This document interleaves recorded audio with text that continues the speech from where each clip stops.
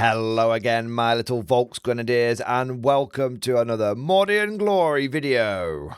In today's episode, we shall be doing a faction focus for the Axis, the forces of the Green Vault in Konflikt 47. I'm going to be looking at what makes the Axis tick. How do they feel to play on the tabletop? What can you expect from the faction as a new player or maybe a veteran who's coming over to this army? We're also going to be looking into the army special rules and what units they can take. So without further ado, let us praise the Rift, our salvation, and dive straight into today's episode. Achtung, conscripts! Warlord Games is now an official sponsor of the Mordian Glory channel. And not only that, they have given me an affiliate link which I have popped down in the description below. By using that link, you can get your hands on some awesome World War II bolt action miniatures and at the same time support the Mordian Glory channel. Bring it to me, Fagerite! Fagerite! Fagerite! Fagerite! You have all of ideas, so what are you waiting for? Do the right thing and buy yourself some bolt action today. First things first, who are the Axis? Well, they are the baddies. I mean, unequivocally, these guys are the baddies of Konflikt 47. K47 in general is a much more grey game. There's less morally good and morally bad people, but it's still going to have people who are the absolute worst, and the Axis are the just unequivocal bad guys of this setting. From genetic manipulation carried out on their own citizens to raising the dead of their fallen soldiers so that they never truly find peace, the Axis will and have done some of the most heinous stuff on the battlefield. But they're not just about monsters and mutants. They have some very capable power armored troops, and at the time of recording this video, they are actually the only faction with access to level 2 powered armored infantry. Okay, the Brits get the Mark II robots, but they're not really, they're robots. They're abominable intelligence. These are power armored human infantry which are immune to small arms fire. So they've got the mutants, they've got the monsters, they've got the mechs, of course they've got the mechs, and they've got the big chunky power armored boys. And this kind of leads me on to, how does the Axis feel to play? What can you expect from the army?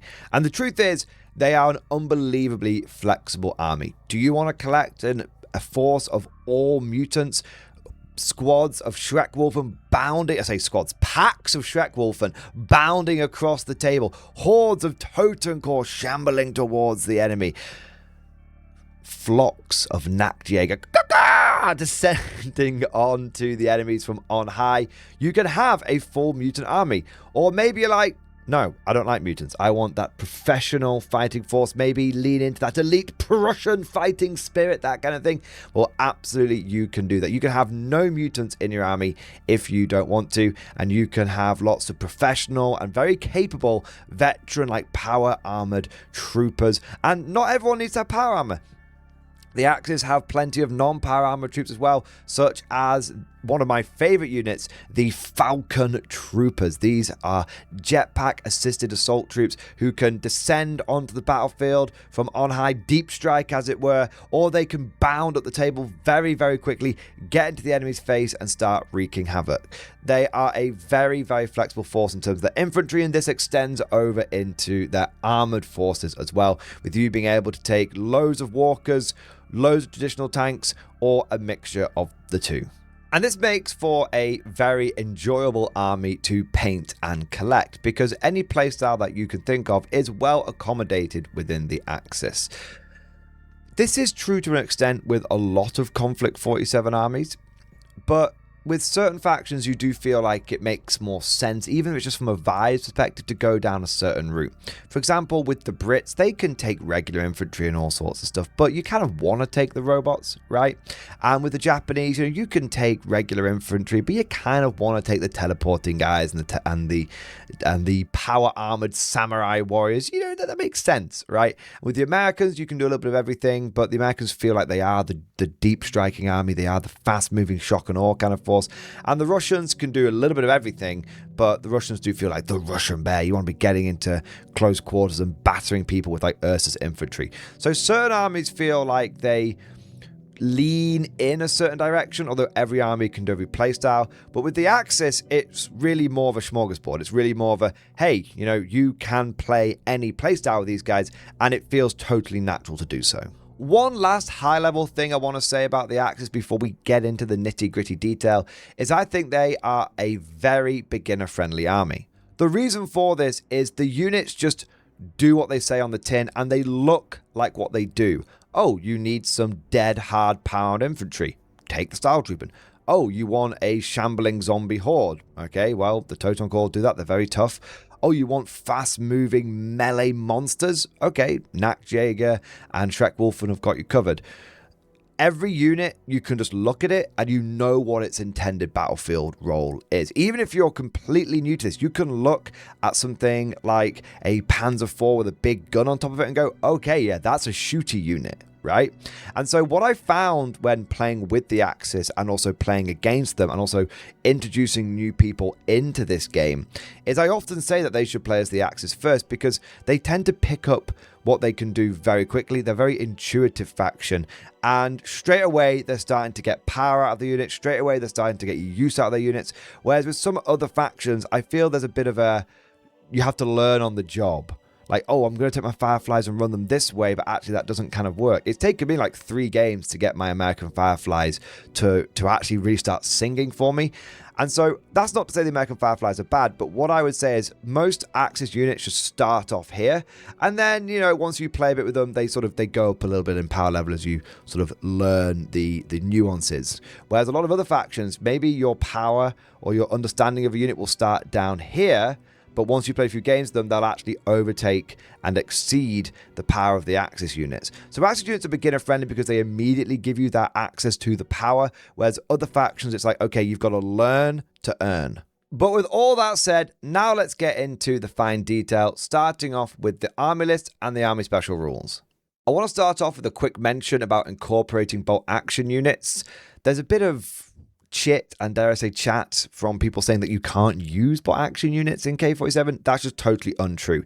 It's very clearly stated here in black and white that you can use anything in the bolt action Armies of Germany 3rd edition book in your Konflikt 47 army. Now, I'm not going to be going through all of the bolt action units for the Armies of Germany. That's going to be a separate video when we do a faction focus on them.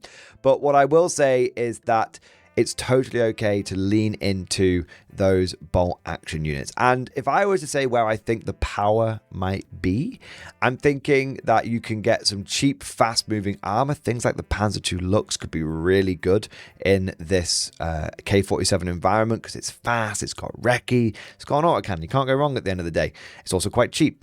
Another area I think might be quite good is in transports. There's a lot of funky transports that you can get in bolt action, which will be really useful in K47. An example is you can get this like boat. It's half boat, half transport. It's amphibious. It absolutely goes on land and it can transport like 20 people. And it's not even that expensive. Taking one of those and loading up with like Totem Corps and making like a zombie boat assault raft thing would be awesome, thematic, and would be cool. So that's where I think you should be looking when it comes to incorporating those bolt action units. Either some cheap, fast armor or some interesting transport options. Now let's get to the army special rules, starting off with our salvation. In the turn end phase, when rolling exhausted rift dice, an Axis army reroll 1 result. This is a really solid army rule. It means that at the end of each turn, when you working out which rift dice are going to be active again, which are going to go back into the dice bag, you just get a free reroll. And remember, when you get a reroll, and if you get an active dice at the end of the turn, you immediately get to assign that to one of your units on the battlefield before you start pulling dice for the next turn. So if you've got something like a panther with a rail cannon, and you're like, okay, I really need to line up this shot, it better get an active rift dice, and let's say you roll a couple of rift dice and you don't get any actives, you can pick one up, re-roll it, maybe you get that active, and suddenly that panther's rocking and cocking from straight away. You've also got cases where you might want to try and like fish for like a surging rift dice. Risky, right? You're like, okay, I've got an active, but I really need a surging rift dice. I'm going to re-roll it. So it allows you to do a re-roll of any end of turn exhausted rift dice, which is really cool. And it just allows you to get more rift dice. And rift dice are great. Rift dice unlock powers. It's a straight up rift buff. What can you not like about it? Next, we've got Hand of the Green Vault. At the start of the game, before deployment, choose a platoon or company commander in your force. That officer immediately gains a point of Rift Mastery. This model may not be a unit from the Heroes section of the army list. Again, this is just really nice. It gives you an extra Rift dice, and it gives you Rift Mastery if you don't already have it.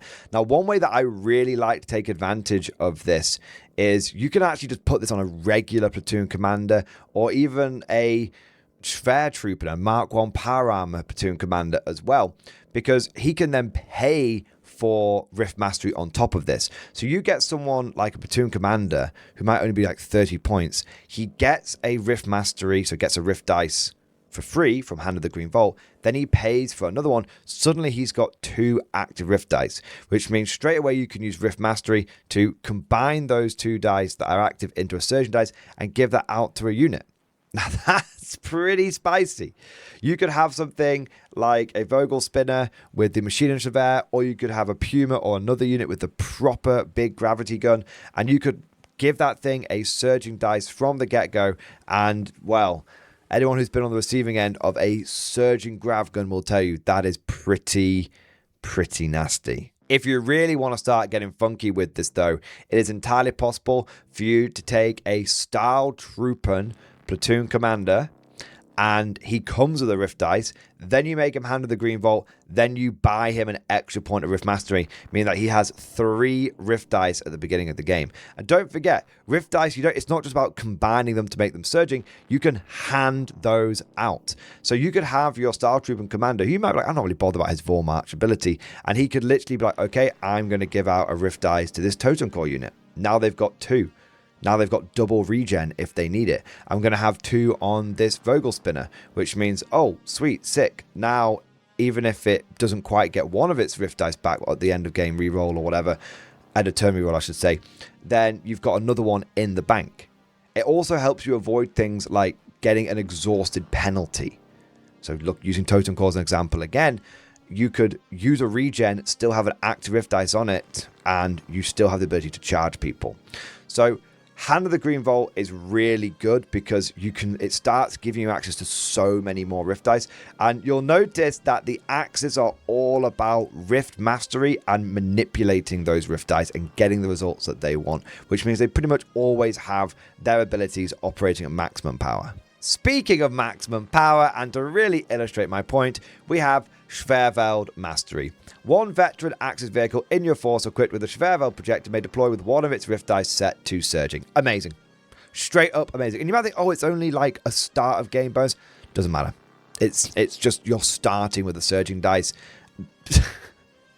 There are so many players and so many factions that would kill for that on their units. I mean, oh my god, if I could have something like that on like a Japanese unit or something like that on sort of like on an American Paragon unit, oh my god, I'd never take it off. It's awesome. So yeah, being able to have a starting surging Rift dice is awesome. Now there's a couple of places you're going to want to look to put this. The first one is if you're starting out, you're probably starting with the Axis starter army, and so this is going to go on your Panzer IV-X with the grav gun, right? Now that's a good option if you're a beginner, but it is an expensive option because you have to pay for veteran, right? The place I think this is best used if you're trying to do it for the cheapest possible price point is the Puma. So the Puma, You think that it's only going to have like the little machine gun Schwer, because it's like a little armored car, but it doesn't. It has the full-blown Schwerwelt projector. It has the full-blown grav gun. And I think if you take it as veteran, it comes in at about, at the top of my head, it's like 238 points. It might be a little bit more than that, but it comes in at sub 300 points. And it's the only way of being able to take advantage of Schwerwelt mastery at sub 300 points. So for me, it sounds kind of crazy, but if you want to play this faction competitively, or you want to get a bit more juice for the squeeze, then an auto-include unit in your army is going to be a Puma at veteran with Schwerwelt mastery. Next up, we have hardened veterans. Veteran Axis units, or any units wearing powered armor, so that could be regulars, never suffer a -1 penalty when the leader of their squad/team is removed as a casualty. This is a nice to have. It's not one that I see as a bunker busting 360 no scoping army special rule, but it's nice to just have one less thing to worry about. And hey, it does reduce the effectiveness of things like those anti-tank or Shibiru sniper rifles that a lot of people are starting to put into their armies. Finally, we have one of the most iconic special rules for the Axis in both bolt action and Konflikt 47, the Buzzsaw. Axis light and medium machine guns fire 1 extra shot. For vehicle mounted machine guns, first half the number of shots before adding the extra one, meaning that you'd go from 3 up to 4. This is just a straight up damage buff. It's that simple. And over the course of your army and over the course of the battle, it will lead to you rolling quite a lot of extra dice. And so you should not dismiss it. It seems like only 1 extra shot, but considering that every Axis vehicle comes with a medium machine gun, considering that you can put multiple LMGs in squads like Stahltruppen and also things like the Schwertruppen and your regular infantry. I mean, the Axis get so many machine guns. So this is one that I don't know if you necessarily lean into it, because remember that LMGs and MMGs don't have any pen value, and pen's pretty important. But it's something that is a nice bonus that you have just for taking the units you were probably going to take anyway. Although, if you are going to lean into this a little bit, one unit that I have found to be surprisingly good with this is a platoon commander in Schwerwelt armor with 2 extra blokes, and they both have LMGs. Now that little 3-man squad, it's about a 100-point unit, maybe a little over, but that little 3-man squad has 2 light machine guns and is putting out 10 machine gun shots at 36-inch range. And it's an officer that you are going to be taking anyway, so it's not even a tax. And it's got the range that can help keep it safe, because, you know, distance and being able to stay away from enemy guns is just as good as, you know, being very, very tough, right? So I really like that little platoon commander machine gun squad, and I basically don't leave home without it now when I'm playing Axis. Overall, I think that the Axis have got a really good suite of special rules. They've got loads of things that help them lean into the Rift Dice, which is like the key fundamental part of Konflikt 47, and they've also got a little bit of extra damage, and they've got a few ways of not worrying about morale. Now let's start looking at the units. Now I will say this, we're not going to be doing a deep dive on every single unit here. I actually want to do some dedicated unit reviews for, well, all of the K47 units over the course of time. But this is going to be more of a high-level summary and my thoughts on whether I think the unit's a good unit or a bad unit. Starting with Hauptmann Heinrich Gross. Now, he is one of the heroes for the Axis, and he's a pretty good one. Now, he is expensive. He's 160 points on his own. But he's fast, he's fearless, and he actually gets quite a lot of attacks in combat because he's deadly 3, so he's got 3 attacks base. He is only damage value 5+, and when you compare that to something like Gregor Drugov for the Soviets, he is probably one of the more fragile heroes that the game has. But he can take a bunch of extra guys as unit. I think he can go up to a 5-man squad in total, including himself, and that does give him lots of ablative wounds.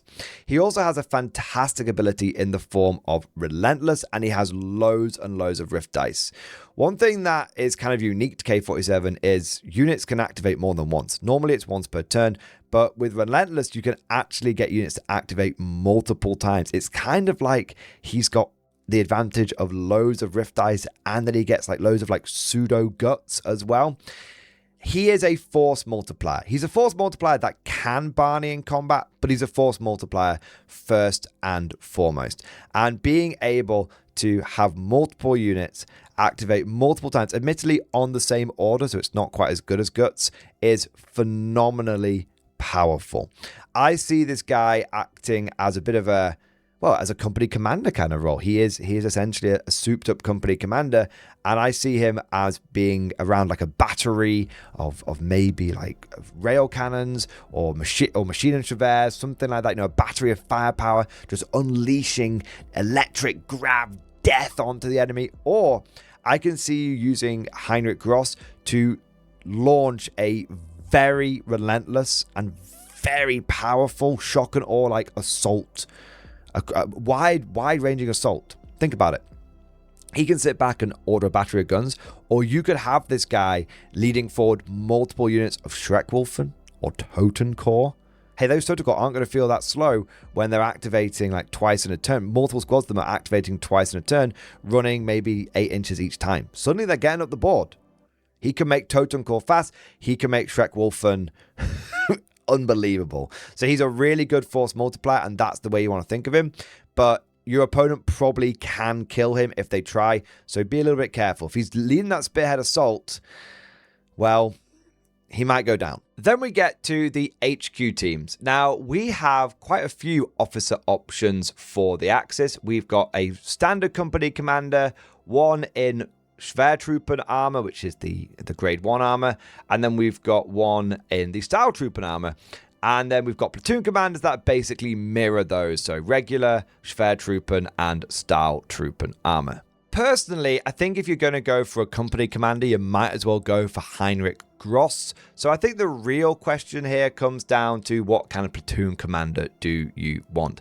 Now, I already mentioned I've got a special favored loadout for the Schwertruppen ones, where I take this guy at veteran, I give him 2 extra blokes at veteran, we take a couple of LMGs. You could actually put 3 LMGs. You could give the officer an LMG, which actually, now that I think about it, I definitely want to do that in the future. That's so cool. And then you can go for Rift Mastery or Guts. Now, Rift Mastery or Guts is a really interesting debate, and it's one that is true of all the different officers.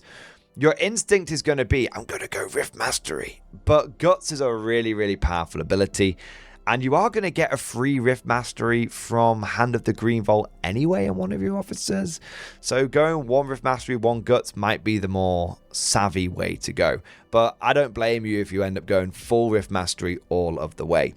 I guess the big question is, do you go regular officer, Schwertruppen, or Stahltruppen? That comes down to having the right officer for the right job. If you want an officer that's going to be leading from the front, then you probably want a Stahltruppen platoon commander, because he's going to be in the thick of the fighting. He's going to need to be quite tough. And I think if he's going to be in the thick of the fighting, going to be quite tough, then you probably want to go for a big squad of these guys. The commander and then 2 extra bozos. If you are going to have an officer that's just going to be sat like manning like a battery of heavy weapons or artillery, then honestly, you should probably just go for an inexperienced regular platoon commander, because he's going to be protected by basically being out of line of sight. You can imagine you've got the Schwervel projectors on top of the hill, or the artillery on top of the hill, right? And then the platoon commander just behind the hill, but still within range to be able to give morale bonuses out there or do a snap too, right? Then you get to the Schwertruppen officer, who I think is kind of the jack of all trades, master of none. He's kind of tough, so he can be somewhat near the front lines, but he probably doesn't want to be right in the thick of it. But he also has plenty of firepower and range available to him because he's got access to those LMGs. I have to say, I do find myself going towards the Schwertruppen officer quite a lot. He's quite cheap, at 41 points with the power armor. I find that to be very, very, I mean, that's at the time of recording. That may change in the future, but I find that to be very acceptable. So I find the Schwertruppen officer is kind of in the Goldilocks zone, right?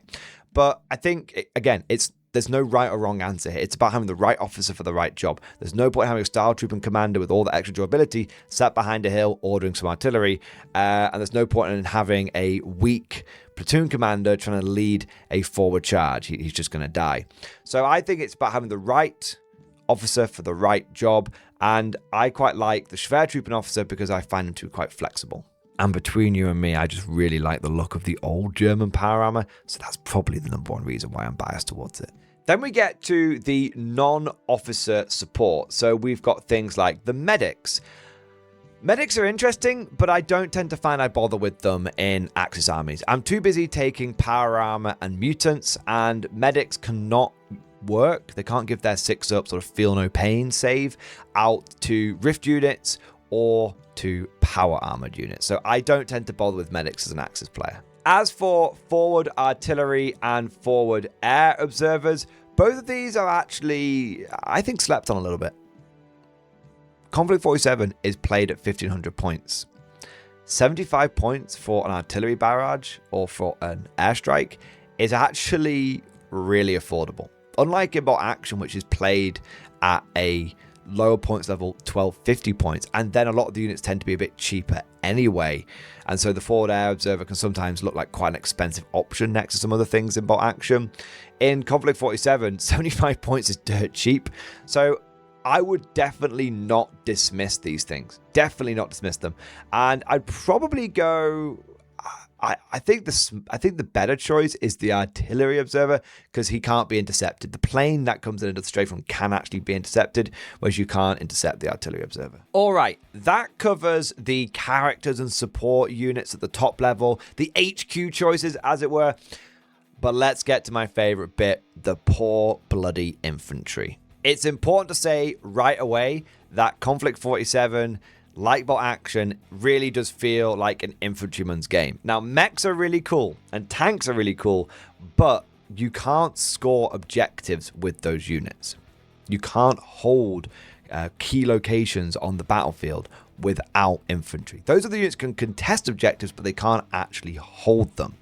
So you're going to want to respect your infantry corps because you're going to want to be able to hold objectives and win games. And the Axis have got access to a lot of different infantry. Starting off, we have the humble Volksgrenadier squad. These are your basic infantry, your blokes with rifles. They're not mutated or anything like that.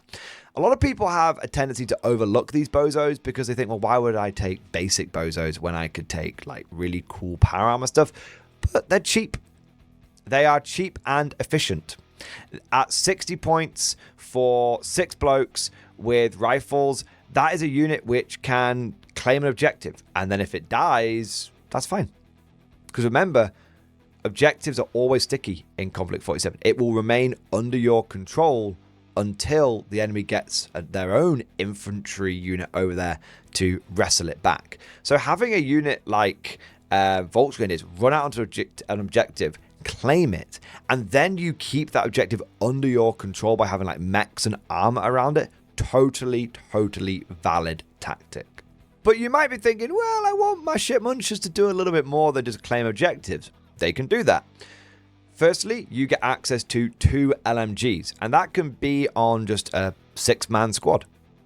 Well, for 30, if you take 2 LMGs and you take them regular, so you're not having that inexperience to hit penalty, well, that's 90 points for 10 shots from those LMGs. You're going to have 2 loaders, but you have 2 other guys with rifles. That's 90 points for 12 shots. Not bad at all, because you've got 2 rifle shots, 5 from each LMG, and 2 of the guys are loading the LMG so they don't get to shoot, right? So that's pretty good, pretty cheap. The only issue with that is a lack of pen, so if you start coming across a lot of damage value 7 stuff, that might screw you.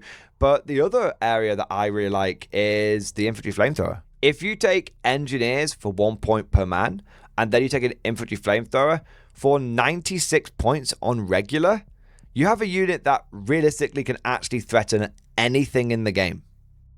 Because flamethrowers ignore cover. So if you come across something like Ursus or enemy Schreckwolfen, oh no, they're on a 2+ save in cover with hard to kill. No, they're not. Burn them out. Hit them with the flamethrower. They won't get, the only save they'll get is that 5-up hard to kill save. Pfft. And I think flamethrowers are like pen +2. They might even be higher than that. But they're at least pen +2. So suddenly you win them on 5s. And also, flamethrowers can cause fear and panic in any non-fearless unit, even if it's power armor. And you can also cause fear and panic on enemy vehicles as well. So a 6-man flamethrower squad is definitely something that's being slept on and definitely something you do not want to underestimate. Quick side note, a lot of factions can make use of their basic infantry by taking them as cheap as possible and then making them like fanatics. A good example of this is inexperienced troops for the Japanese or inexperienced shirkas for the Russians, but then they're near the heroes of the Soviet bloc.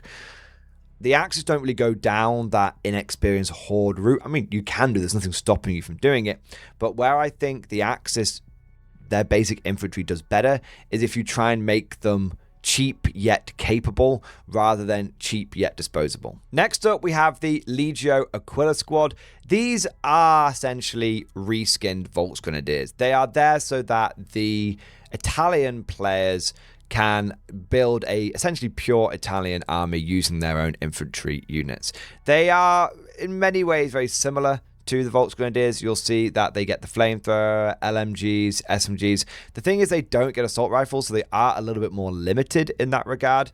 But one thing that is a big difference, and it is worth noting, is that they can be taken in a squad of 5 rather than the Volksgrenadiers who have to be taken in a squad of 6. Now that does mean that if you're looking for 10 extra points in this game, and you're just looking for a unit that can do like cheap objective, going and getting, or you want to have that infantry flamethrower option that we talked about, but even cheaper, or that double LMG squad, but even cheaper, then Legio Aquila are absolutely a way to go. A lot of people overlook them. A lot of people dismiss them, but I think there's an argument that Legio Aquilas are actually better than Volksgrenadiers at the roles that you want your basic infantry to be doing, simply because they can do the same job, but cheaper. But that's enough about the basic bitches. Let's get to the powered armor with our first unit, the Schwertruppen. These are your Mark 1 powered armor infantry, which means that whatever their normal damage value, it gets improved by 1. So if you're regular, you go up to damage value 5. If you are veteran, your damage value 6. Now, the big question in everybody's minds is, do you go regular or do you go veteran? If you go regular, you just have the same damage value as a non-power armored veteran, right? But then you don't have the benefits of the morale. So why would you do that? The reason you think about doing that is because powered armor doesn't just make you tougher, it also makes you augmented, which means that you can use things like machine guns without having to have a loader. Now, whether you think that's worth it or not is a debate, but the fact that you can get 4 LMGs in this squad, not 2, but 4, and none of those guys need loaders is insane. Taking a basic squad of regular Schwertruppen and then just giving them 4 LMGs? That is just, I mean, that's an extra 36 points. So you're looking at 162 roughly. That's the top of my head. If I've got that wrong, please forgive me. But 162 points for 4 LMGs. Now, if you compare that to the Volksgrenadiers, which we said would be 90 points for a squad of guys with 2 LMGs, well, if you took 2 of those squads, that's 180. So and they would only be regular. So the Schwertruppen can absolutely do LMG spam, and they can do it for it's not as many dice in the bag, but for the pure damage output, they can actually probably do it better than the Volksgrenadiers. But obviously, the Volksgrenadiers, you're getting 2 dice in the bag, which lets you manipulate that and all that kind of stuff. So it's either or, right? There's arguments for both ways, but a lot of people overlook regular Schwertruppen, but actually just taking a squad of regs and just giving them all LMGs is kind of bonkers. You could actually go all LMGs and then have a Panzerschreck in there as well. And remember, he doesn't need a loader. And then you could put Panzerfaust on them, and then that starts getting crazy. But the point is, I think the way you make regulars work is you go regular 4 LMGs. Mwah, perfect. But if you're not taking advantage of the cheap LMG spam and you're looking for a chunkier assault squad, absolutely veteran every day of the week. I have run in many games a squad of Schwertruppen of like 7, 8, 9 of them just with assault rifles, just as veteran. And I find that at like 200 points, it just makes for a really tough assault unit. Your damage value 6, you can move and shoot without penalty because you've got assault rifles. You've got that volume there as well. You've got that discipline there as well. Really, really solid. So I think when it comes to Schwertruppen, you either go cheap reg LMG spam or you go chonky assault rifle assault troops. Then we have the Italian Centurion squad. Now, what I'm going to say about these guys is very similar to what I said about the Legio Aquila. It's easy to overlook them, but they do come in smaller squads, which does make them cheaper. Now, they don't have the same weapon options as the Schwertruppen. They just have the assault rifles, and that's basically it. But at the end of the day, 5 veteran, damage value 6, power armored bozos who can bring soft cover with them against small arms fire for 125 points? That is dirt cheap. That is dirt cheap. But out of all of the Axis power armor, there is one that I think the most people are going to be interested in, whether playing against or with them, and it is the Stahltruppen. So these are the new plastic powered armored infantry for the Axis, and everyone's going to have these guys because they're plastic, so they're easy to build. People want that. And because also they're in like every starter set that Warlord Games does, whether it's the introductory set or the starter set or the Axis Starter Army, you're going to want Stahltruppen, you're going to encounter Stahltruppen. Now, the big thing about Stahltruppen is they're in grade 2 power armor and they have to be taken as veteran, which means they have a damage value of 7+. Yes, this means if you have a weapon with no pen value, they cannot be damaged by it and they can't even be pinned by it. Now, of course, if you start lighting up the Stahltruppen with things like heavy machine guns, then yeah, they can be penned and pinned by that stuff.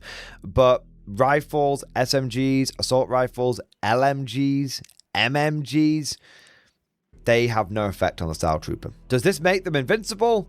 No. Does this make them very tough for 30 points per model? Oh, yeah. Oh, yeah. Now, interestingly, the Stahltruppen are taken in smaller squads. You've seen, like, with a lot of the Axis stuff, they have to take in, like, 6-man squads. Stahltruppen are taken in 3-man squads, and you have the option of adding an additional 3 men to the unit. Their Vormarch ability means they have easy access to shedding any pins that they pick up as well. And they actually get a Surging Rift bonus, which is +1 pen in close quarters, which is going to be something that's very important to take into account. In terms of their weaponry, they come with the STG-44Z, which fires 3 shots, but no pen. And they can also be upgraded. Anyone in the squad can be upgraded to have an LMG, which does benefit from Buzzsaw. That's 5 shots for 8 points per model. But bear in mind that you will get more shots from the LMG, but you will suffer a to-hit penalty for moving and shooting because it's not an assault weapon, whereas you don't have that problem if you stick with the STGs. You also can replace an STG with a light anti-tank gun, and because these guys are level 2 power armor, you do not need a loader for that light AT gun. The one man can operate that thing like it is a rifle. Yes, he suffers a penalty to move and shoot with it, but it's one man wielding an anti-tank gun, which is so cool. The big question is, what kind of loadouts do I recommend for the Stahltruppen? Well, I have 2 preferred ones. The first one is you go for a fire support squad. Take a 4-man squad, 1 basic bozo with just the STG-Z. He's just a shit muncher. He's just going to catch the first shot. He's just going to be the first one to die. You then take 2 guys with LMGs, giving you a bit of long-range DACA support, and then you take 1 guy with the light anti-tank gun. The light anti-tank gun you think is going to be a bit rubbish, but let me tell you, when you start encountering some of those really tough mutants out there like Ursus, when you start encountering things like enemy mechs, you're going to be very grateful that you brought the light AT gun. It just gives you some proper pen in a squad that otherwise wouldn't normally have it. The other way that I would run Stahltruppen is take a 6-man squad with no weapon upgrades, but instead you upgrade everyone to be fanatics. And what you do is you take advantage of Rift Mastery. Remember we talked about the army rules and the Hand of the Green Vault and all that kind of stuff? Well, what you can do is you can take an officer who's got Rift Mastery, who's got 2 Rift Dice, and he can combine those into 1 Surging Rift Dice. He can then give that Surging Rift Dice to a unit, like the Style Trooper. Now, if you do that, it means that you never spend that Surging Rift Dice. You leave it on Surging the entire game until the unit's wiped out. If you do that, you're going to end up with a unit that's got +1 pen at close quarters. And because they've got assault weapons, they're going to have 2 attacks each, and they're going to be damage value 7. Now, this is going to come in at 192 points. You're going to be damage value 7. You're going to have 12 attacks from this squad at pen +1. You're also going to be Fanatics, and you're also still going to have another Rift Dice, which can allow you to do Vormarch, which can get you to shed pins, all of your pins, basically for that 1 Rift Dice. Now, this is a very interesting assault unit. Firstly, it's interesting because it's in plastic. You don't have to worry about like metal Schreckwolfen or metal Nachtjäger or anything like that. And it's not that expensive. It's 32 points per model. Now, when you compare that to something like Schreckwolfen, yeah, the Schreckwolfen are very capable. The Schreckwolfen are faster, and the Schreckwolfen have got a bit of extra pen and an extra attack, but they're also like 11 points more per dude at the time of recording, and I really wouldn't be surprised if they end up going up in more points because Schreckwolfen are very, very capable. So this is an easy access assault squad, which can absolutely take on most things in the game in melee. Another good comparison for this assault unit is against the Nachtjäger. The Nachtjäger are basically the same points. They have the same amount of attacks. They have the same pen, but they're only damage value 6. So they're faster because they've got flight, but they're not as tough. So when you start thinking about it in those terms, the Style Trooper are actually potentially a very good assault unit. They can go around bullying a lot of enemy units. They're not going to be able to necessarily... I don't think they'll be able to take on Schreckwolfen. I don't think they'll be able to take on Ursus. But anything below the 2 premier assault units in the entire game, Surging, Fanatical, Style Trooper absolutely can go toe-to-toe with that or can dominate it. Moving away from the power armor for a moment, we have got the Fallschirmjäger Falcon squad. These are really cool. They're really interesting. 5-man squads, 130 points. They've got flight. They can move 12 and 18. They come stubborn as standard. They come with assault rifles as standard. They come veteran as standard. Now, they're only damage value 5 up, so they are more fragile than a lot of the other elite stuff that we've seen for the Axis. But flight is really, flight is really good because not only does it allow you to jump around the board, but it also allows you to deep strike onto the board. So you could take a squad of 5 of these guys and give them Panzerfaust, deep strike down behind an enemy, like big scary tank, unleash the Panzerfaust into the back of it. Now that is somewhat at odds with their Rift ability, which is Diving Falcon, which means that they can essentially run 18, ignoring terrain and negating any defense position on an assault. So they can assault 18 inches? And they ignore the defensive bonus, so they get to fight at the same time as the defender. And if they catch someone out in the open, they actually get to fight first. Now, this is really, really, really cool. But they don't have any pen. So they're cheap and feisty, and they get 2 attacks each, which is cool, but they're not... I think they're better at going around bullying like other basic infantry and stuff like that. I don't think you necessarily want to be yeeting these into other assault units. The way I see the Falcon troops is you either deep strike and Panzerfaust, or you take them as a bully squad that can just run 8. Let's say the enemy's got like a machine gun or an artillery piece that's like 18 inches away, like on a hill or behind defense position. You just go 18-inch assault, I'm going to take that out. They're a war machine harasser. They're a shit muncher destroyer. They're a bully squad. Similarly, you've got the Paracaduzzi, I've definitely mispronounced that, Falcon squad for the Italians. These essentially do the same thing. They even have the same ability. It's just renamed. And they have the same move. They've got SMGs. They're a little cheaper, but they come with Fanatics as standard. It's interesting. So they have the same assault potential, but they come as Fanatics instead of Stubborn. So they're a little cheaper. I think taking a 5-man squad of these guys, and I think that using these guys as War Machine harassers is very interesting. And they do have the Panzerfaust as well. I tell you what, I want to take the main Axis units, right? But I keep coming across these Italian units and going, damn, cheaper and doing the same job? I like that. I mean, at the end of the day, do you need those assault rifles on the Falcon units? On the Fallschirmjäger? Or do SMGs still get you those extra attacks, but for 5 points cheaper? And you get Fanatics inbuilt, so if the combat goes squiffy, that's okay, you just keep fighting. Maybe the Italians are aware it's that. Maybe Italian meta incoming, I'm just saying. Alright, let's get to our first monster unit, and these are the Totem Corps. These guys are infamous. The first time anyone plays against the Totem Corps, they just lose their minds, because they're basically impossible to kill at range, even if you shoot your entire army into them. Trust me, I've tried. The reason they're so tough is because their damage value is 6, and they're fearless, and they have Infiltrator, so they don't have a dice next to them. They get +1 save in cover, which means in heavy cover they're on a 3-up save, and then they have the Dead Rise Again ability, which they can use at any time to expend a Rift Dice and just get D6 models back into the unit. Now, they can't do that in melee, which is why they're really good at just absorbing damage from shooting. They just do not die to shooting. They're slow. They are slow because they only move forward 8. But they're good in melee with a tough fighter, but they don't have any pen unless they have a surging bonus. Look, there's a reason these guys are 21 points per model.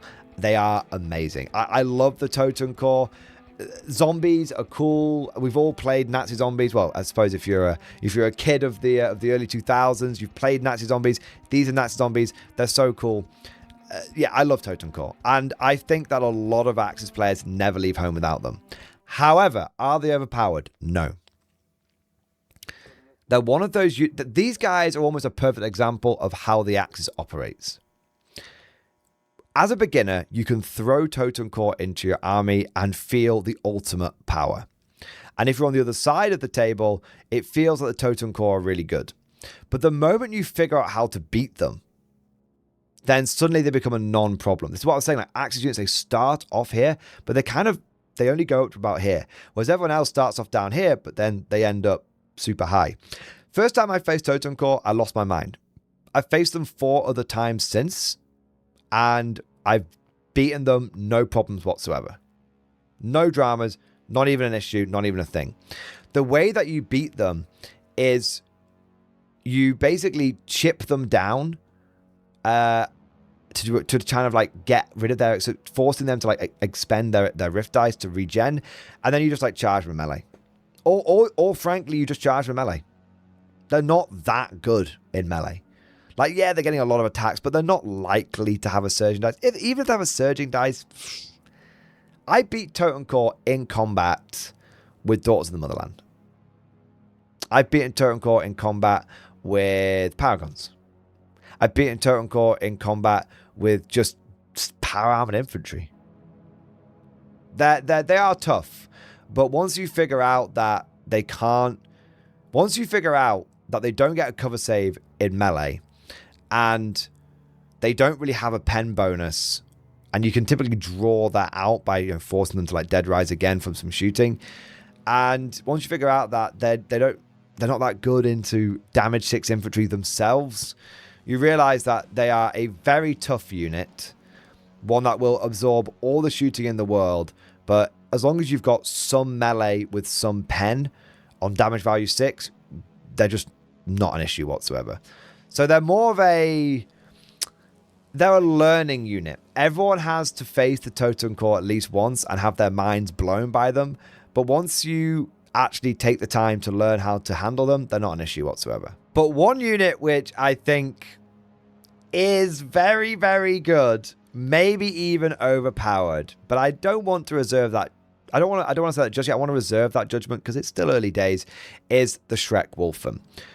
Arguably one of, if not the best assault units in the game. Schreckwolfen are fast, moving 8 and 16. They're tough with damage value 7. They're fearless. They have 3 attacks each in combat at pen plus 2. And they are hard to kill. And their Howl at the Moon ability can be brutal, though it's a little short range to 8 inches.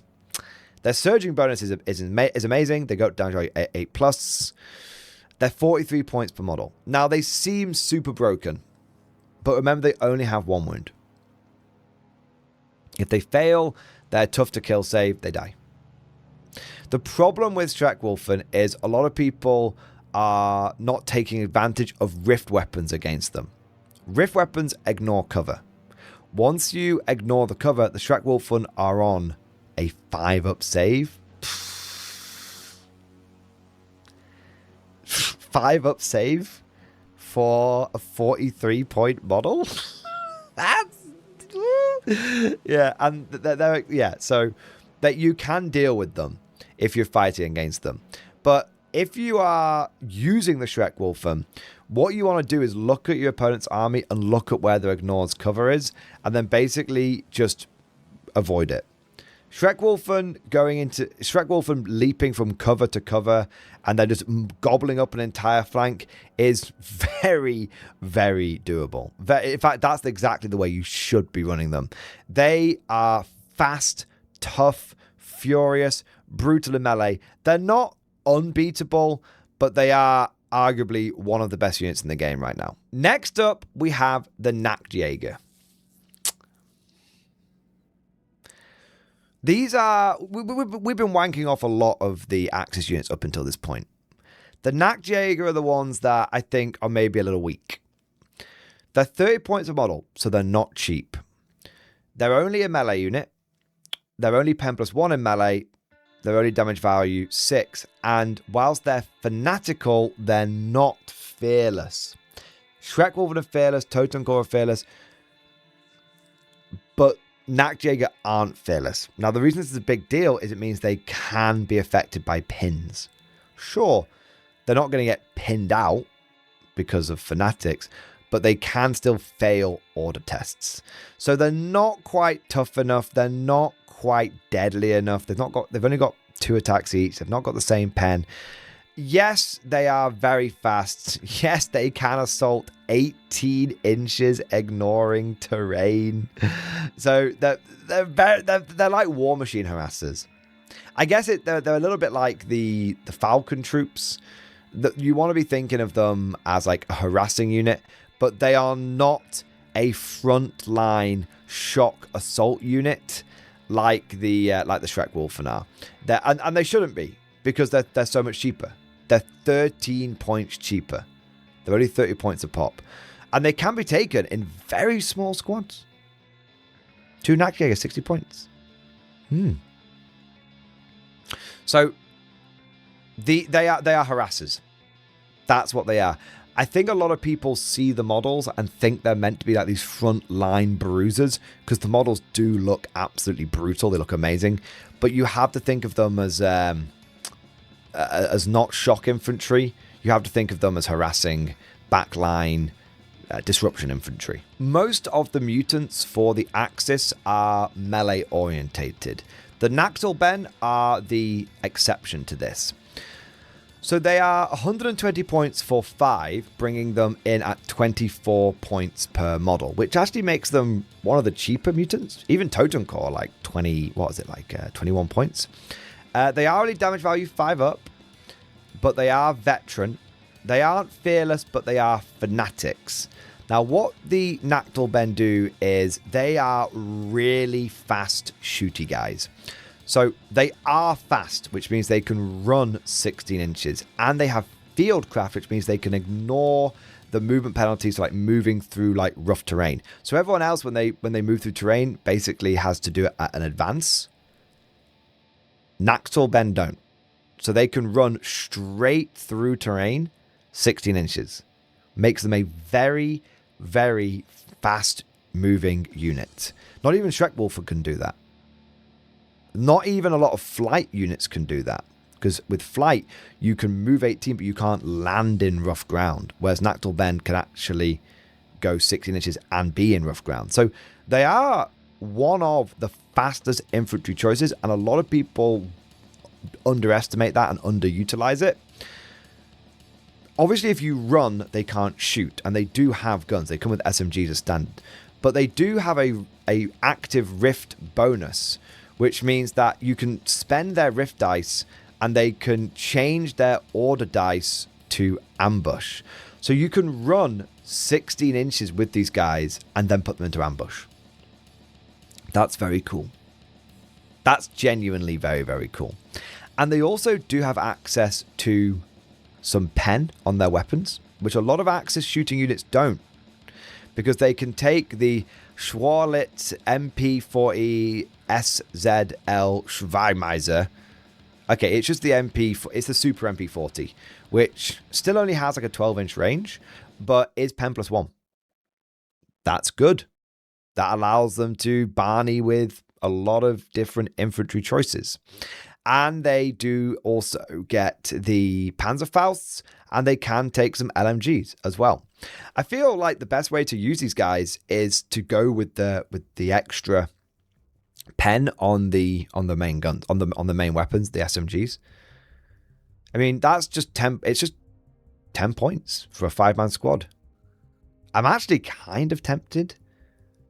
They're not that expensive. Maybe not a full 10-man squad.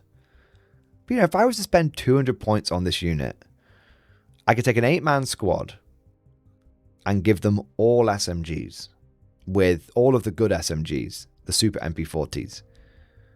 And that would come into, I believe, 186 points? No. 75, 195 points. Just over 200 points.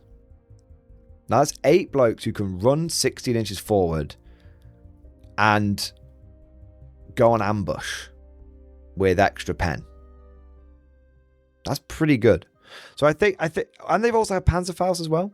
You can give them Panzerfaust. So I think a couple of ways you use them is you go for those pen MP40s, or you keep them dirt cheap. Like I'm talking like a 5-man squad, and you just give them Panzerfaust. And the idea is they run forward into position, go on ambush, and then if someone moves near them, they go, okay, we're going to yeet off all the Panzerfausts in one go, and just fire them off on an ambush. That's pretty good. The big thing with Nactil Ben is they are one of the few Axis units which they start off down here and they end up here. Every other Axis unit, like Shrek Wolf, and I'll just run them at the enemy. Turn, I'll just, shamble them at the enemy. These guys actually take a little bit of thought, but the more you get good with the more you use them, the more you get good with them. That covers all the regular infantry. Some of it's kind of irregular when you think about them being mutants, but let's get to the infantry teams next. First up, we've got the MMG team. Honestly, I probably wouldn't bother with these. They don't have any pen. And yes, they are cheap at 50 points for an MMG team. It's an extra dice in the bag, but you have to take a whole extra platoon to unlock these. For me personally, if I'm thinking about machine gun teams, I'm thinking about heavy machine gun teams, and the Axis don't get access to those. Next, we have the Panzer Shrek teams. These are cool, but I feel like if I want to take a Panzer Shrek, I'll probably just and that's true for these guys and also for the Schwertruppen Panzer Shrek team. I think I'll just take a Schwertruppen squad and then upgrade it to have a Panzer Shrek. You can actually take like a 3-man Schwertruppen team with double LMG and a Panzer, which is actually kind of interesting. It's kind of cool, but I think overall, if I'm taking Schwertruppen, I'm taking them in an assault rifle platoon, and then I could just slap a Panzer Shrek in there and save points overall. Now, sniper teams are a different kettle of fish. I've kind of been down on the other teams so far. These ones are good.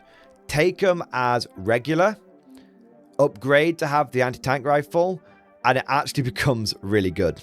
Snipers, so because it keeps the sniper rule, snipers get not only get +1 to hit, so they're going to be hitting on 3s, they also ignore cover, and they also get +1 pen when shooting against infantry. So your anti-tank sniper rifle is hitting on 3s at pen +3, ignoring cover for 67 points. 52 +15. Really, really good. I would genuinely take multiples of these. Like, I wouldn't go nuts and take loads of them, but 2? I'd take 2 of them. Yeah, I think 2 of them are pretty legit. I think you can get... It depends. I don't know. It depends on the assault rifle platoon composition. Let me check something. Okay, so I just checked the army building app, and you can only take a sniper in an assault platoon, and you can't take them as part of the heavy weapon platoon, which is a bit of a shame. So if you're running double assault platoon, then I would take 2 of these guys.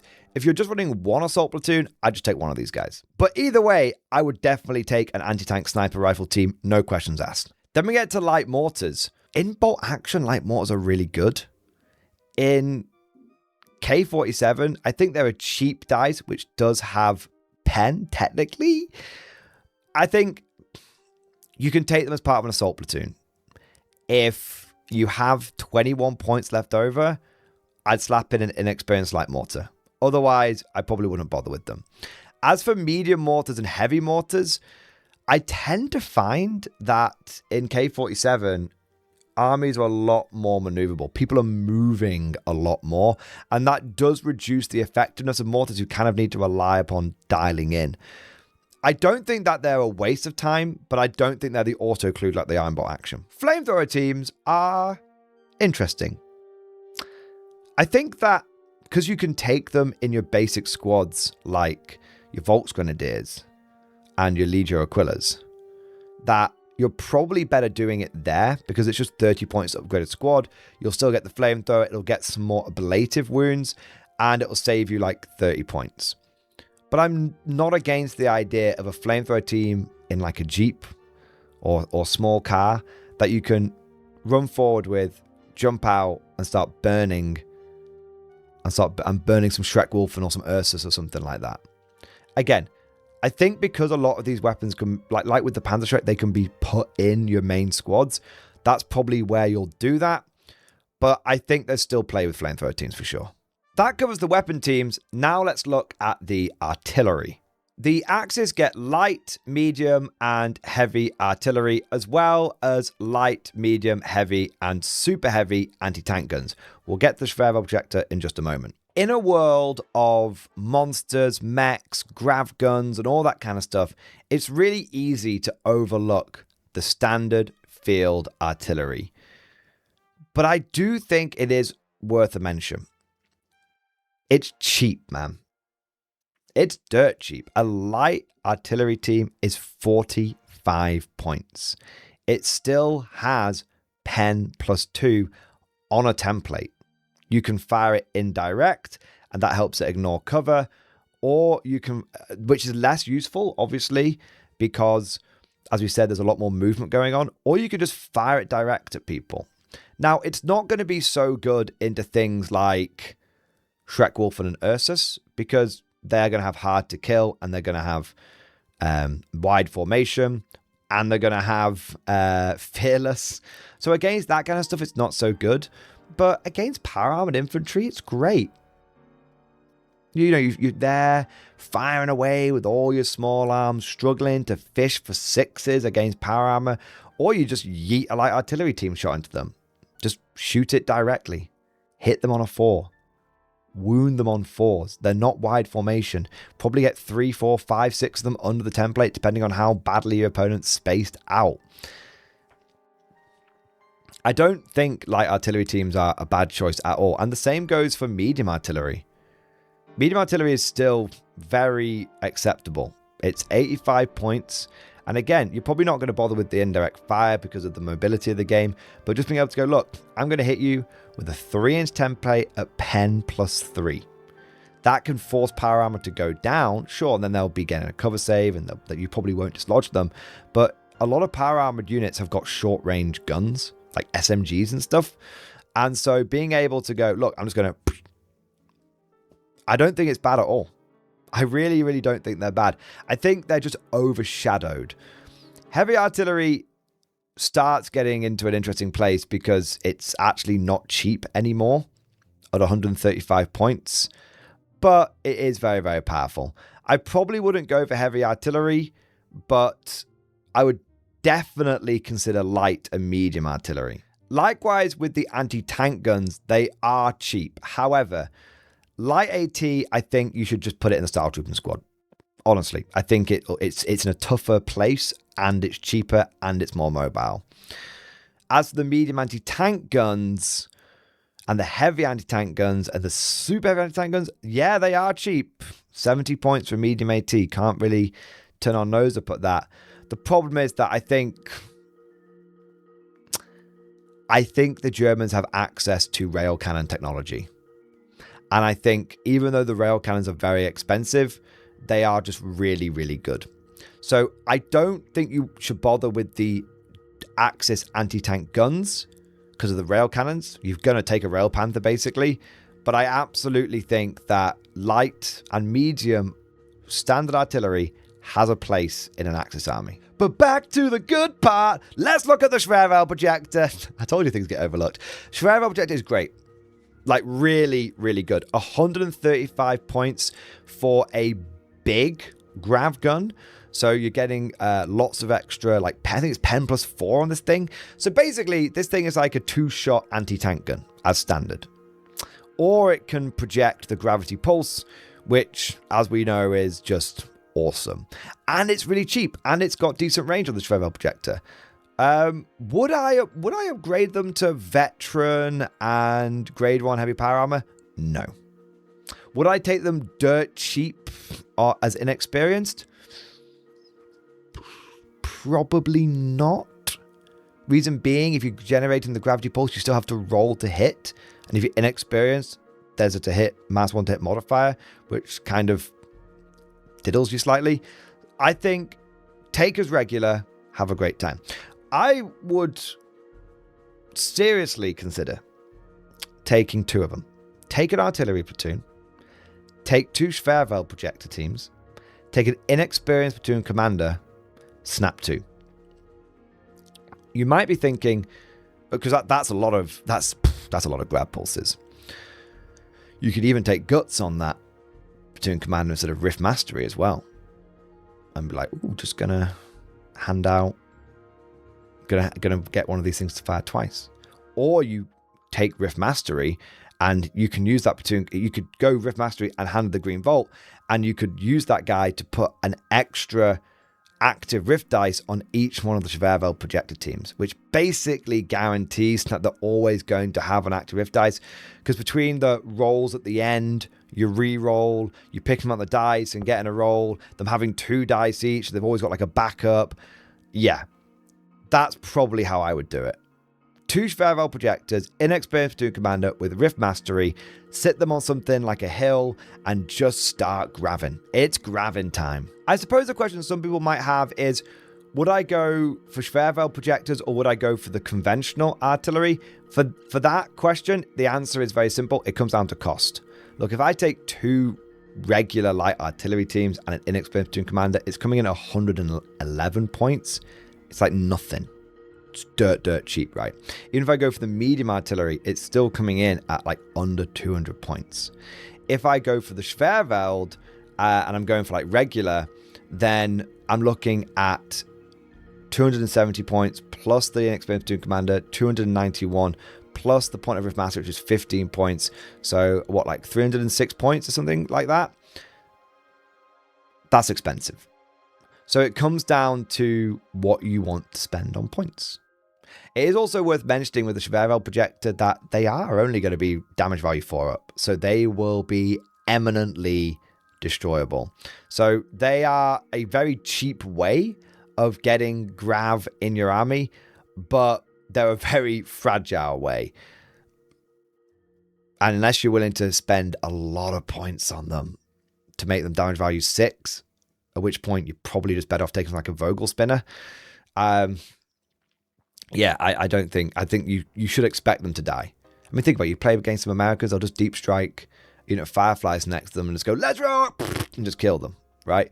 So they're cheap, but they are fragile. Oh, and quick note, you can't use Schwerveld Mastery on a Schwerveld projector because it's not a vehicle. Speaking of which, let's get over to the walkers. First up, we have the regular Spinner mech. This is the older one that's out of resin, which has got just 4 legs. This is fine. It's not anything to write home about. It comes with a light AT gun and a coaxial light autocannon. You can only fire one of those each turn, so you don't get to fire both. If you could fire both, that would be amazing. It's multi-leg, so it's pretty fast. It's got recce, which is quite nice. It's open top, which is a bummer. It's 135 points, which is cheap. It is damage value 8, which is surprisingly tough. I think it's fine. I think the regular Spinner is fine. It's just not all that exciting because it hasn't got a rift weapon or a rift ability. We also have got the Flammen Spinner. It's real cheap at 105 points, but it only has an infantry flamethrower. So it's very, very short range. It's got a 6-inch range on its gun, and its gun can run out of fuel. Now, I have a feeling that some mad lad is going to take a whole fleet of Flammen Spinners and somehow like dominate games with it. But for the everyman on the street, I just think that it's a little risky. But it's not open topped. Where I think the true power of the Axis light mech and maybe even entire mech fleet lies is with the Vogelspinner. The Vogelspinner is awesome. 155 points means that whilst it's not as cheap as the other spinners, it's still very cheap and very affordable. It's got 6 legs, which means it can do a little bit better in melee, and it's still damage value 8, and it's not open topped, and it's fast, and it comes with an extra MMG, and it comes with light AT gun and coaxial light autocannon, and it can replace these weapons with the infantry flamethrower if you want to, or you can go for the Maschinengewehr. Now, me personally, I would take it with the Maschinengewehr every single time because it's a rift dice, and because that allows it to ignore cover, and because we're playing Konflikt 47 and I want the weirdest stuff possible. It is only the light grav pulse, but hey, it's still very good. And at 155 points for a grav pulse gun, sign me up every single time. There are some people which make a good argument for the double light autocannon. Absolutely, I really do see that. But I like weird guns, so I'm going to take the Maschinengewehr. But now we start getting into the big boys, and we've got the Panzer IV-X. This is the really big one with the 6 legs. It also comes with a hull-mounted MMG, but it comes with a full-blown Schwerveld projector. It is 255 points, so it is expensive. If you're taking it as veteran to take advantage of Schwerveld Mastery, it's 306 points. So it's a pricey boy. It is also slow, which vexes me. I'm terribly vexed because it only moves 6 inches and shoots, which is, I mean, it doesn't, damn, you know what I mean? Damn. But this thing is designed to be a larger, tougher, more powerful grav gun platform. The thing to be aware of, though, is that it's not that tough. It's still only damage value 9+. I like the Panzer IV-X because it looks badass, but I wished that I just wish it wasn't slow. That's it. I just wish it wasn't slow.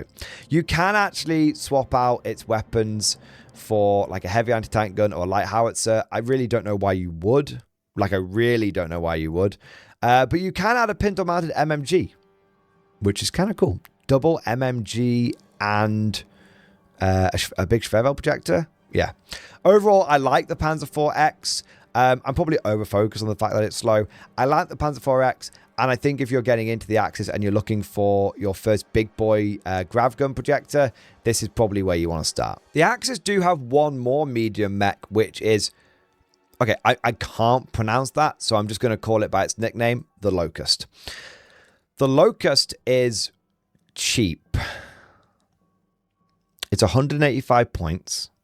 It comes with 2 forward-facing hull-mounted MMGs, so they'll get 4 shots each. And it gets a forward-facing light rocket system, which is basically like a 2-inch template at like 18-inch range.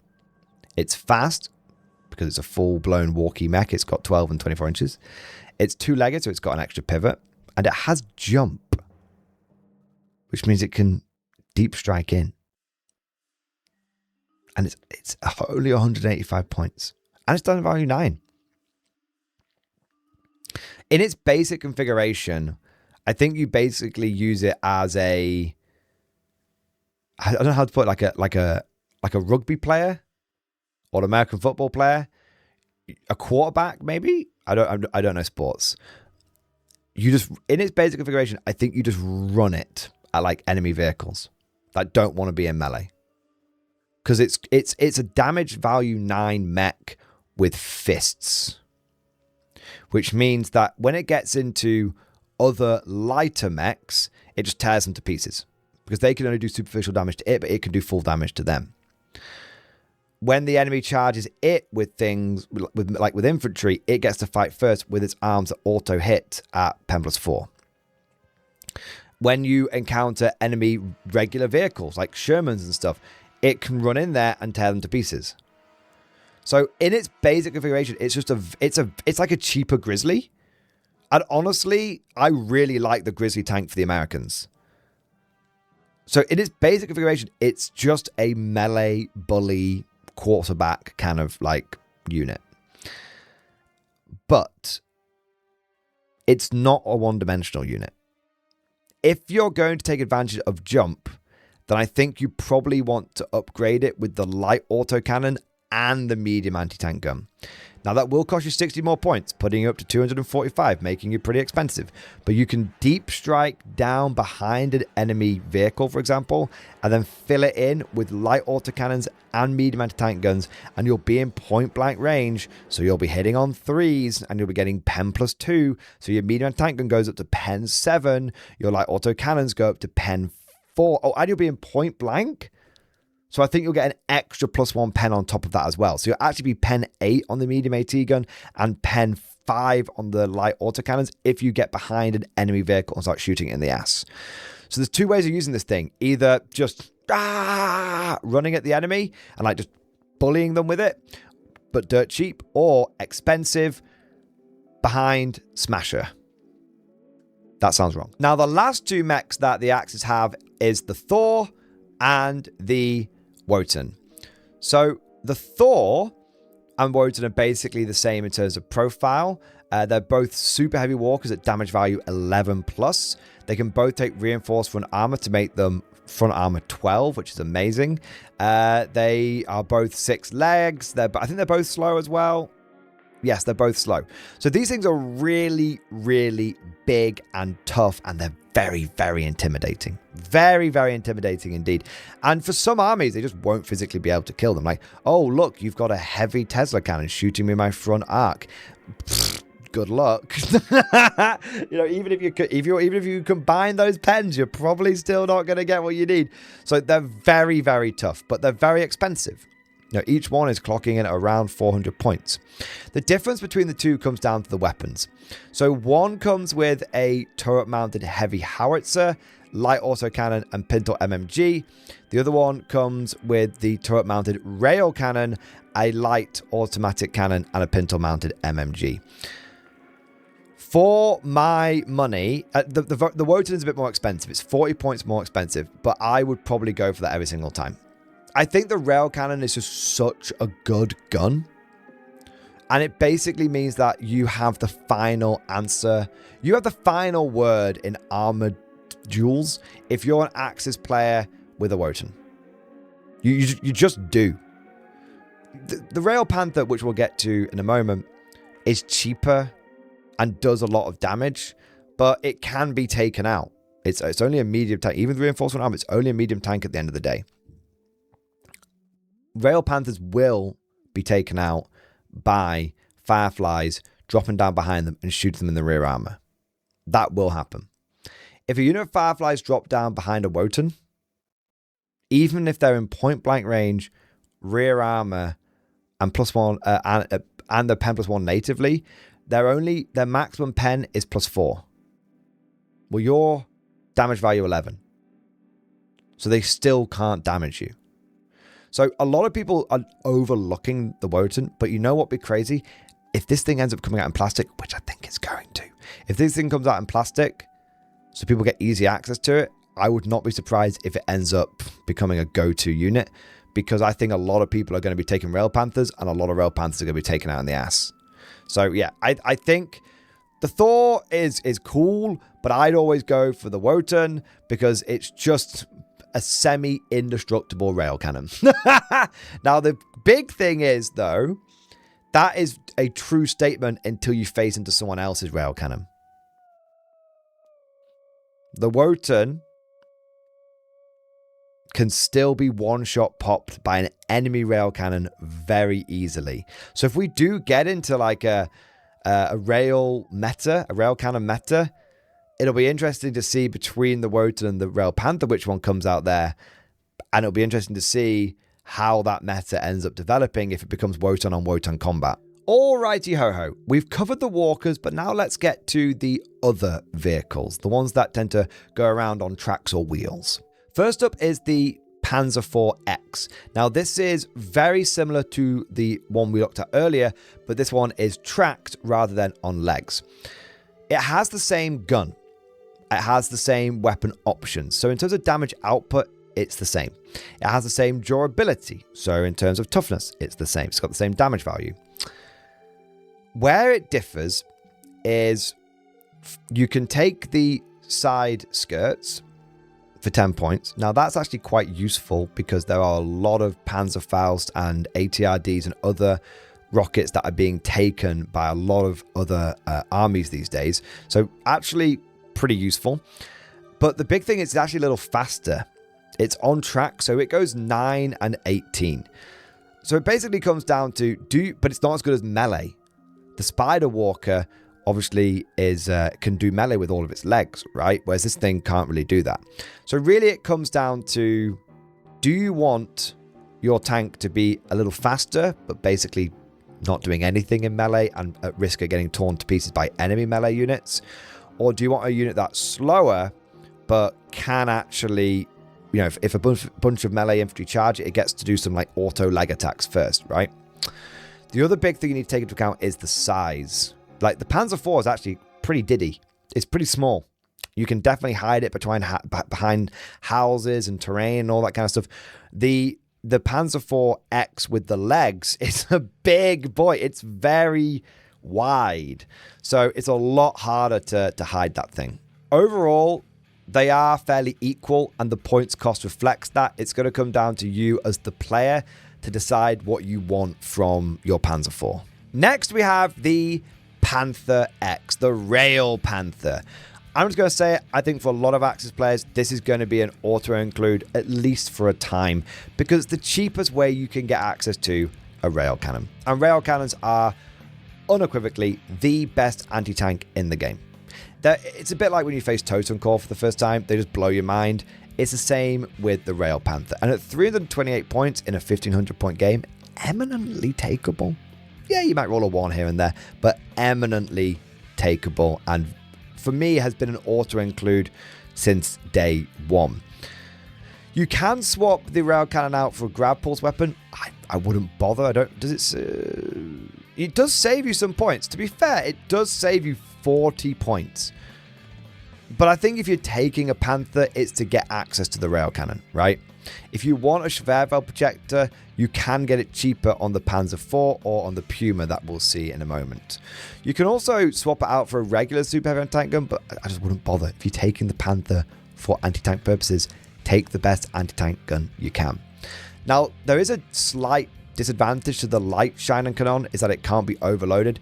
Let me tell you, as someone who's played with rail cannons a lot and been against rail cannons a lot, you never need to overload them.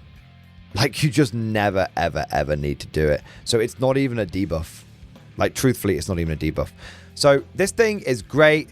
I absolutely love it. I do think that the meta will adapt to it, though. I've started to find that my Rail Panther is getting taken out most games by drop units, especially when you face the Americans. But even so, it's still a good unit. And for the time being, it's still an auto-include in my mind. Next, we have the King Tiger X. Now, this is 475 points. That's because it's a super heavy. And it comes with a rail cannon. You want to be comparing this thing to the Wotan. It's 25 points cheaper. It's the same durability, but it doesn't have the autocannon. So the Wotan's basically paying the extra points for the autocannon. It is a little faster than the Wotan though. 9 and 18 for its movement. And importantly, it is a lot smaller. The Wotan's a big profile. The King Tiger, you can actually realistically hide it behind like ruins and stuff. The Wotan, you can't really do that. So it comes down, and again, you know, this thing can survive being shot in the ass by fireflies, unless those fireflies have rockets, then it's a different story. But if you're going to take it, when it comes to the family of rail cannons, the Panther is the cheapest, yet the most susceptible to getting dropped. The Wotan has the most firepower, but pays for it. The King Tiger X is still very expensive, but if you're only interested in the rail cannon and you want it on the most durable platform, the most efficient way of doing that is taking the King Tiger. Next, we have the Schwerveld projector emplacement. It's cool. It's actually quite tough.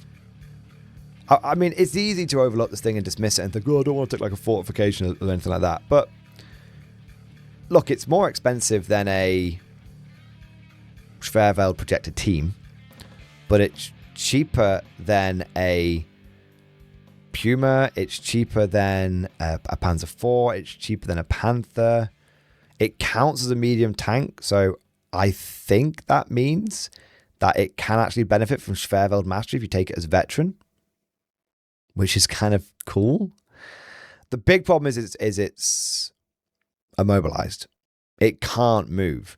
And because it counts as immobilized, if the opponent gets an immobilized result when damaging it, then it just dies. So it's more susceptible to dying in some ways. It still has to take morale tests for like pins and stuff as well. Look, it's funky, and I think the immobilized result is probably a big reason not to bother with it. But it's not actually the worst unit in the world. It just can't move, which is a big one. Finally, we have the Puma X. This is an auto-include. I really do suspect it is an auto-include. It's damage value 8, so it's not that tough. It's fast, though. It is 12 and 24 for a lot of its movement. Although it's a wheeled vehicle, so it can't go over rough terrain, unlike a lot of walkers and tanks can. It has to go around it, so take that into account. But the reason why it's an auto-include is because it is the cheapest way. I just want to check. It is the cheapest way of getting the Schwerveld Mastery unit. And actually, now a bit of a mistake before with the Schwerveld projector. I thought it was cheaper than the Puma. It's not. So yeah, no, this thing's trash. I would always take the Puma because it's the same point and it's actually mobile and you can take it as veteran and it can take advantage of Schwerveld Mastery, and you should just be doing that every single time. Yeah. It's great because it's just the cheapest way of getting access to one of your army rules, right? And it has Recce, so you know, if the Fireflies drop down behind it and it's not shot, it can just go, oh, and just run away. Get out of dodge. So it's actually, yeah, it's a really, really, really good unit. And I think that I have one and I'm going to be building and painting it and using it. Last but not least, we have transports and tows. These are actually really useful. Don't forget you can lean into bot action and get all sorts of funky ones like heavy armored cars and stuff, but we'll just focus on the Konflikt 47 ones for now. You've got the half track, the standard Hanomag. Should not be discounted. 62 points regular, and it can transport 12 blokes. Now that could be 12 Totem Core. That could be a big squad of 6 Style Trooping. That could be lots of Schwer Trooping. That could be regular blokes with flamethrowers jumping out of it. It's a damage value 7+ thing. It is immune to small arms fire. Obviously, it's open top, so the guys inside, when it gets shot, the guys inside will take the pins as well. So there is something to be aware of there, but it's a damage value 7 plus transport. It's useful. The 250 half track, what I like to call the mini mag, is a little cheaper. It's about 12 points cheaper, but it just can't transport as many people. That's totally fine. You just take the cheaper damage value 7 plus transport if you're not transporting as big a squad, right? Although 5 soldiers does limit it. Can't take Schwer Trooper. It can't take Style Trooper. It can't take Totem Core. It can take Nactal Van, but do they need it? I feel like the mini mag is probably there for officers and Italians. We then get to the regular trucks. You've got the Opel Blitz and you've got the Multia. The difference between these two is one is half-tracked and one isn't. So the half-track of the Multia means that it is able to go over rough ground, but it's a little slower, whereas the Opel Blitz cannot go over rough ground, has to go around it, but is a bit faster. Both of these are really interesting with Style Trooper, because whilst the Style Trooper will take the pins, because the Opel Blitz will get shot, those pins transfer over onto the guys inside, you've then got Vormarch. So you can just like Vormarch out of the truck and lose all the pins, right? Also, because Style Trooper are damage value 7+, if the Opel Blitz truck or Opel Multia dies, they can't physically die getting out of the wreckage, which is very, very cool. I think Opel Blitz plus 6 Style Trooper and like the Assault Squad vibe that we were going for, I think that's a unit. That's a combo right there. Lastly, we have the Kubelwagen. It's really good. No, I'm not even joking. Like, it's actually really, really good. 18 points. It can only transport 3 blokes. Fine, I put an officer in there. If you've got a Schwer Trooper officer and you need to get him, or any officer really, even a lone Style Trooper can go in this thing. I mean, it's hilarious thinking, how does he fit in? Like, taking up the entire back seat. But it's a way of getting your officers where they need to be. And with things like Guts and Rift Mastery at play, that's a very, very useful asset for 18 points. And remember, the Axis don't have jump officers. The Americans have got the Firefly officers. They don't need transports, but the Axis don't. So Kubelwagens allow you to get the speed that you need. They're also not bad for things like flamethrower teams, because you can put a flamethrower team in here and it can just zoom off and start burning stuff. But you know what? That's it. A high-level faction focus for the entire Axis army. We've covered the general vibes of the army, we've covered how it plays, we've covered the special rules, and we've gone through every single unit. And hopefully this video will give you a good guide and a good idea of what to expect from each unit and from the faction as a whole. But let me know what you think down in the comment section below. If you enjoyed this video, please let me know. If you want to see me cover the other armies, let me know which ones you want to see next. I'll get to all of them eventually, but of course, if I get like everyone saying Soviet next, then I'll cover that one next. And if you did enjoy this video, don't forget to go ahead and smash that like button and also subscribe to never miss an episode. Would you like to know more? If so, then please consider becoming a channel member or patron. By supporting the channel, not only will you be doing your part, but you'll also be helping me create more content for your viewing pleasure and unlocking a whole host of perks. You get everything from a badge next to your name, custom emojis, but the big one is access to the Mordian Glory Discord server, an online community with almost 2,500 active members. It's always popping off in the MG Discord. We've got channels for army lists, hobbying, tactics, stories, and even a pretty spicy meme section as well. All you greenhorns that wanted to see the Mordian glory hole, today is your lucky day.